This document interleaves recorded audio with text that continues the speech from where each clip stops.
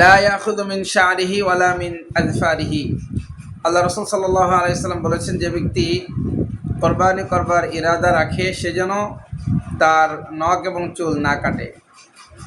তো যেহেতু আজকে জিলকদ মাসের 30 তারিখ, অর্থাৎ আগামীকাল মঙ্গলবার মাগরিবের পর থেকেই জিলহজ মাস শুরু হবে। তো যেহেতু আগামীকাল মাগরিবের পর থেকেই জিলহজ মাস শুরু হবে, তো আগামীকাল একটা দিনই আছে আমাদের নখ চুলগুলো কেটে পরিষ্কার করে রাখার। তো এই মাসআলাটা আমরা প্রত্যেকেই জানি, কিন্তু তারপরেও ওয়াযাক্কির ফাইন্না যিকরা তানফাউল মুমিনিন, বারবার স্মরণ করিয়ে দেওয়ার কথা আল্লাহ পাক রব্বুল আলামিন পবিত্র কোরআনের মধ্যে বলেছেন। আমরা মানুষ ভুলে যাই, তো স্মরণ করিয়ে দেওয়ার জন্য মূলত যে এই জিলহজ মাসের বিশেষ যে আমলগুলো রয়েছে তার মধ্যে অন্যতম একটি আমল, যেটা আমাদের আগামীকাল মাগরিবের পর থেকেই এই আমলটা শুরু করতে হবে।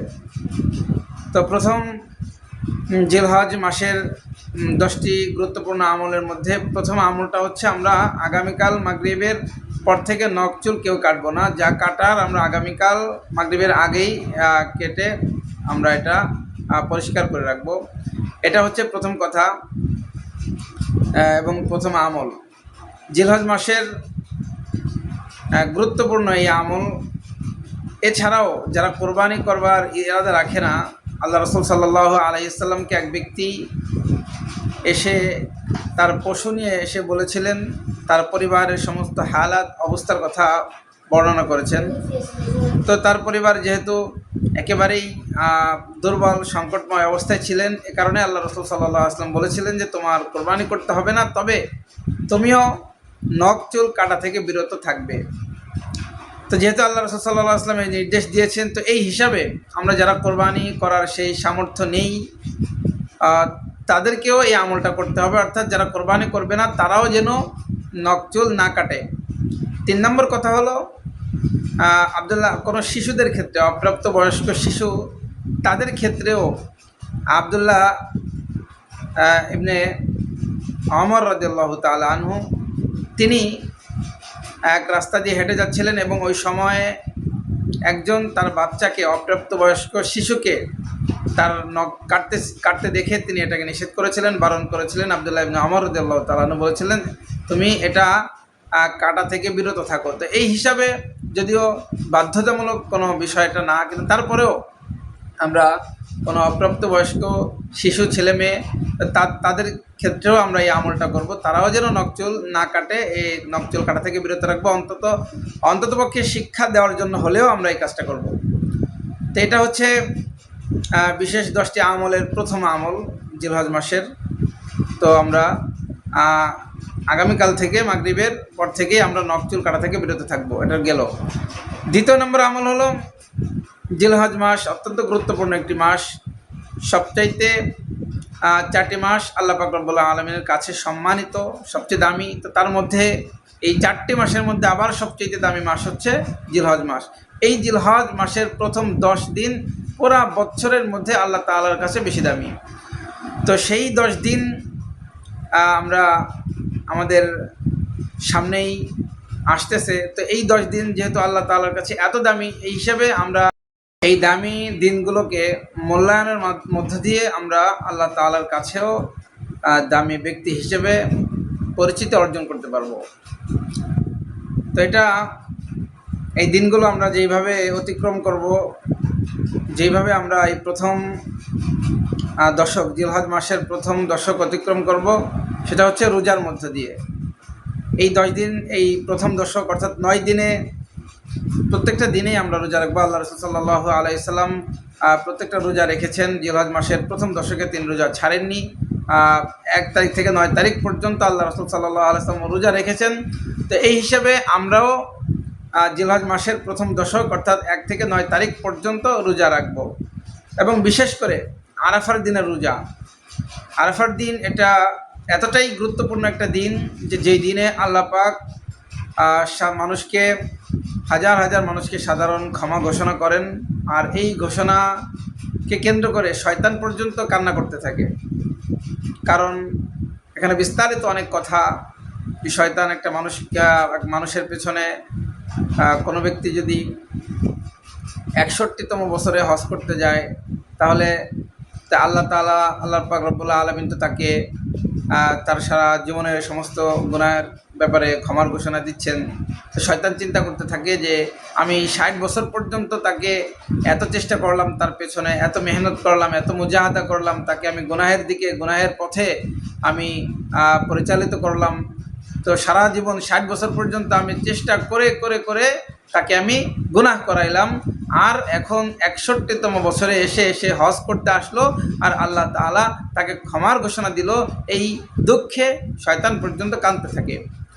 তো আরাফার দিন অত্যন্ত গুরুত্বপূর্ণ একটা দিন, যে মানুষকে আল্লাহ, যে ব্যক্তি হজ্জে মাবরুর করতে পারলো, তা আল্লাহ তাআলা তাকে তার ক্ষমার ব্যাপারে আল্লাহ তাআলা ঘোষণা করেছেন।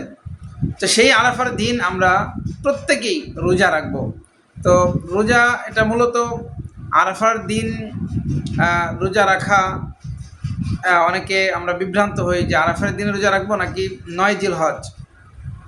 আমরা 9 জিলহজ রোজা রাখবো। আরাফার দিন যেহেতু সৌদি আরব, সেখানে 8 তারিখ, আমাদের দেশে যখন 8 তারিখ সৌদি আরবের, তখন 9 জিলহজ অর্থাৎ আরাফার দিন। কিন্তু আমাদের যে একদিন পরে আমাদের যেই তারিখটা পরিবর্তন হচ্ছে, সৌদি আরবে যখন যেই দিন তারা আরাফার দিন পালন করে, তো আমাদের দেশে তখন দেখা যায় 8 তারিখ।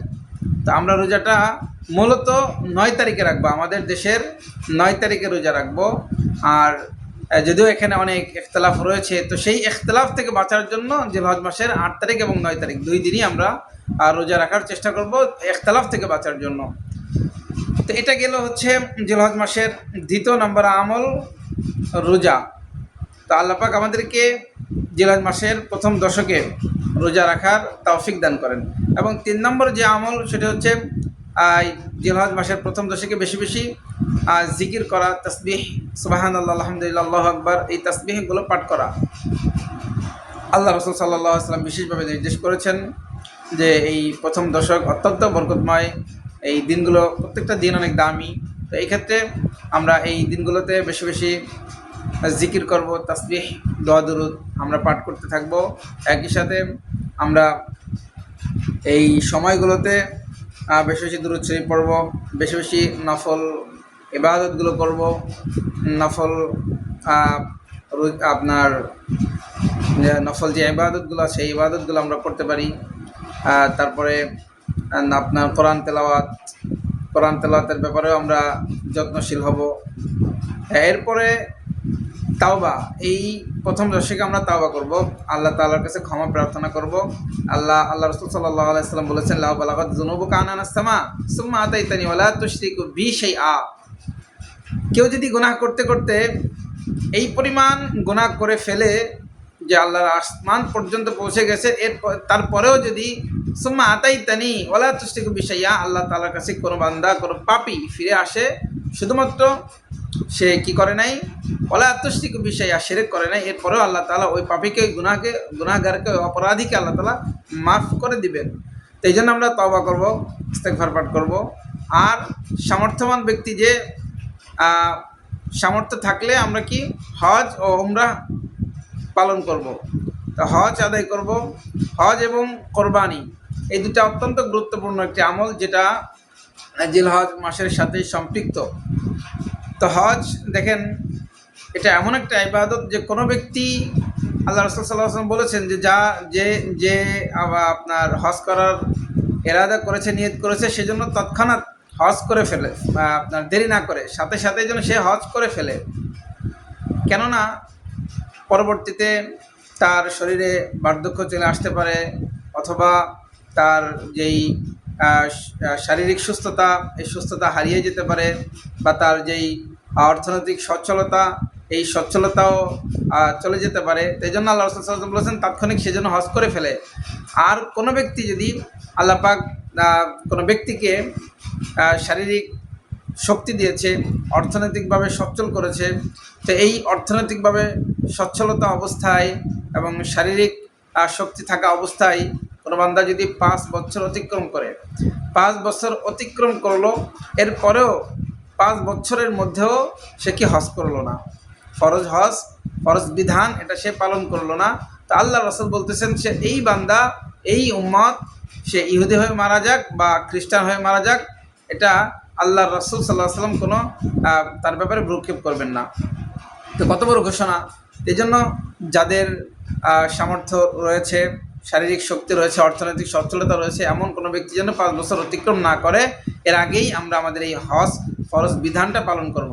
কোনো ব্যক্তির উপরে এই ফরজ যেই বিধানটা অর্পিত হলো, অর্থাৎ সেই সচ্ছলতা এবং সেই শারীরিক সুস্থতা, এটা একবার সে অর্জন করলো এবং পরবর্তীতে হারায় ফেললো, অর্থাৎ পরবর্তীতে বিভিন্ন কারণে দেখা যায় তার অর্থ চলে গেল, আর টাকা নাই, বা বিভিন্ন দুরারোগ্য ব্যাধিতে আক্রান্ত হয়ে গেল, এরপরে সে কি আর হজ করতে যাওয়ার সেই সক্ষমতা সে হারায় ফেললো। কিন্তু এই যে আগে যে তার ওপর যেই বিধানটা ফরজ হয়ে আছে, এই ফরজ বিধানটা কখনোই তার উপর থেকে সাকাত হবে না, রহিত হবে না। একবার যখন তার উপর ফরজ হয়ে গেছে, এটা কখনোই তার উপর থেকে এটা সাকাত হবে না, রহিত হবে না। এই জন্য মৃত্যু পর্যন্ত তার এই বিধানটা তার উপর এটা আবশ্যক, তার জন্য এটা জরুরি হয়ে পড়বে, যেহেতু একবার তার উপর এই বিধানটা অর্পিত হয়েছে। সে যদি মৃত্যুর আগে হজ না করে তাহলে সে গুনাহগার হবে। তো এই জন্য এটাই বোঝাতে চাচ্ছি যে একবার যার ফরজ এই বিধানটা অর্পিত হয়েছে, সেজন্য সাথে সাথে এই ফরজটা আদায় করে ফেলে। দ্বিতীয় নম্বর হচ্ছে কোরবানি। কোরবানি অত্যন্ত গুরুত্বপূর্ণ একটি আমল, এবং আমরা মনে করি অনেক মানুষ কোরবানি দেওয়ার সেই অর্থনৈতিক সচ্ছলতা রয়েছে, কিন্তু তারপরেও সে নিজেদেরকে কোরবানির নিসাব পরিমাণ মালের মালিক মনে করে না, অথচ সে কোরবানির নিসাব পরিমাণ মাল তার কাছে রয়েছে, কিন্তু তারপরে সে মনে করতেছে না। এই ব্যাপারে বিষয়টা ক্লিয়ার হওয়ার দরকার যে কোন ব্যক্তি আসলে কার উপর কোরবানি করা ওয়াজিব। তো দেখেন, আমরা যাকাতের যে নিসাবটা রয়েছে, কোনো ব্যক্তির উপর, কোনো ব্যক্তির কাছে এই পরিমাণ অর্থ রয়েছে, 7.5 ভরি স্বর্ণ এবং 52 তোলা রূপা, এর সমপরিমাণ মূল্য যার কাছে রয়েছে, তার উপর আমরা জানি যে জাকাত ওয়াজিব। কিন্তু এটা এই সম্পদটা 1 বছর অতিবাহিত হওয়া শর্ত, কিন্তু কোরবানির ক্ষেত্রে 1 বছর অতিবাহিত হওয়া শর্ত নয়, বরং জিলহজের 10 তারিখ, 11 তারিখ এবং 12 তারিখ, এই 3 দিনের মধ্যে সে যদি এই পরিমাণ সম্পদের মালিক হয়, 7.5 ভরি স্বর্ণ বা এর অর্থ, তার নগদ অর্থ যদি তার কাছে থাকে, বা 52 তোলা রূপার নগদ অর্থ যদি তার কাছে 3 দিনের মধ্যে থাকে, তাহলে তার উপর কোরবানি ওয়াজিব।